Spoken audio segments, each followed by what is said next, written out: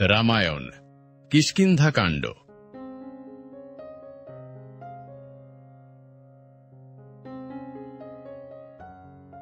লেখক বাল্মীকি।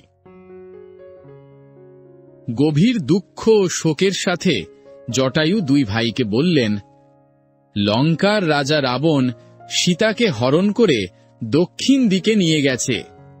এই বলে জটায়ু প্রাণ ত্যাগ করলেন। রাম লক্ষ্মণ তার সৎকার করলেন। সীতাকে খুঁজতে খুঁজতে দুই ভাই কিষ্কিন্ধা পর্বতের কাছে এলেন।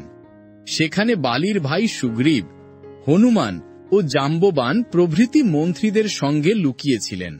রাম লক্ষ্মণকে দেখে সুগ্রীব ভয় পেলেন।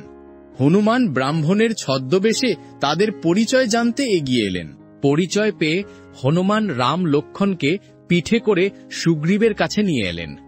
সুগ্রীব সীতার গয়না দেখালেন, যা সীতা আকাশপথ থেকে ফেলেছিলেন।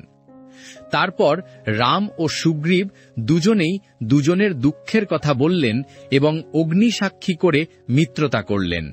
রাম বললেন, আমি বালিকে বধ করে তোমাকে রাজা করব। তারপর সুগ্রীব কিষ্কিন্ধায় গিয়ে বালিকে যুদ্ধের জন্য ডাকল। রাম আড়াল থেকে বালিকে তীর মেরে বধ করলেন। রামের সাহায্যে সুগ্রীব কিষ্কিন্ধার রাজা হলেন, আর বালির পুত্র অঙ্গদ হলেন যুবরাজ। তখন সুগ্রীবের আদেশে লক্ষ লক্ষ বানর সেনা চারদিকে সীতার খোঁজে চলল। দক্ষিণ দিকে গিয়ে তারা সমুদ্রের তীরে পৌঁছালেন। সেখানে জটায়ুর দাদা সম্পাতি তাদের বললেন, রাক্ষস রাবণ সীতাকে চুরি করে লঙ্কায় অশোক বনে লুকিয়ে রেখেছে। সমুদ্র পার হতে হবে। Thank you for listening to Gulpasip.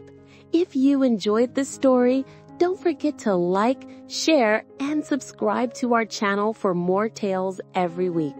See you in the next story.